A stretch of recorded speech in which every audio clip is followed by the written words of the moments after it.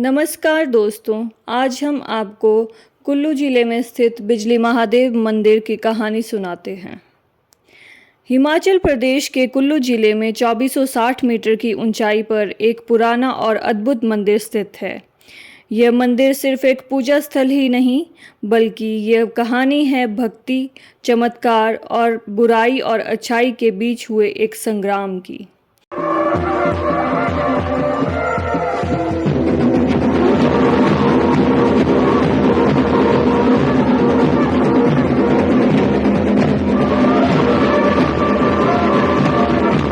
बहुत पहले इस शांत सुंदर घाटी में एक भयंकर राक्षस आया जो एक विशाल नाग का रूप धारण करके रखता था।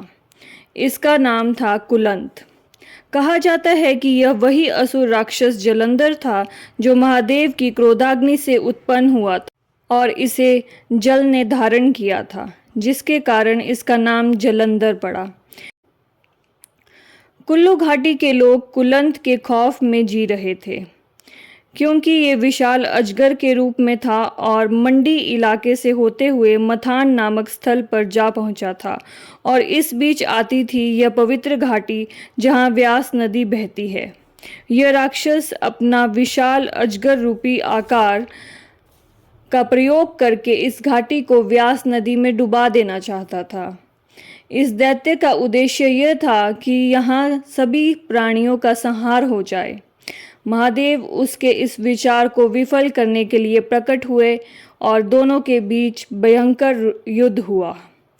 अब था तो कुलंत नामक राक्षस जलंधर का ही रूप, और जलंधर स्वयं शिव का अंश था। इसी कारण कुलंत को मारने के लिए भगवान शिव ने बिजली का आह्वान किया, जो उसे नष्ट करने में सहायक बने। महादेव ने जैसे ही बिजली का आह्वान किया, वैसे ही अपने त्रिशूल से उस अजगर के मस्तक पर प्रहार कर दिया और कुलंत उसी वक्त मूर्छित होकर गिर पड़ा और एक विशाल पर्वत में बदल गया। उसका पूरा शरीर धरती के जितने हिस्से में फैला हुआ था, वह पूरा क्षेत्र पर्वत में बदल गया और यह क्षेत्र कहलाया कुल्लू। वर्तमान में कुल्लू के बिजली महादेव पर्वत वही है जहां राक्षस का मस्तक था और जहां आज भी त्रिशूल गड़ा हुआ है। मूर्छित होते ही इसकी जीभ बाहर निकल आई थी, जो आज जिया कहलाता है, जहां व्यास और पार्वती नदी का संगम भी होता है।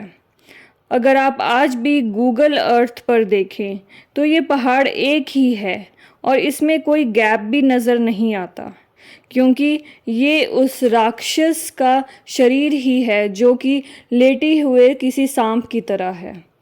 आज भी अगर इस घाटी में भूकंप आता है तो कहा जाता है कि कुलंत ने अपनी पूंछ हिलाई होगी, क्योंकि वह सिर्फ मूर्छित हुआ था, ना कि मरा था। यही कारण है कि हर 12 साल बाद महादेव अपने शिवलिंग पर या फिर त्रिशूल पर बिजली गिराकर उसे फिर से उसे मूर्छित अवस्था में ही रखते हैं, ताकि वह कोई भी हरकत न कर सके। इसलिए यहाँ के लोग कहते हैं कि कोई भी आपदा आने वाली हो तो शंकर उसे अपने आप पर लेते हैं। महादेव बिजली की ऊर्जा को धारण करते हुए जिया के संगम में उस ऊर्जा को समाहित करते हैं और इसी कारण वहाँ स्थापित शिवलिंग खंडित होता है और फिर उसे वहाँ के पुजारी द्वारा माखन से जोड़ दिया जाता है। आश्चर्य की बात तो ये है कि माखन गर्मियों में भी नहीं पिघलता, शिवलिंग पर ठोस जमा रहता है।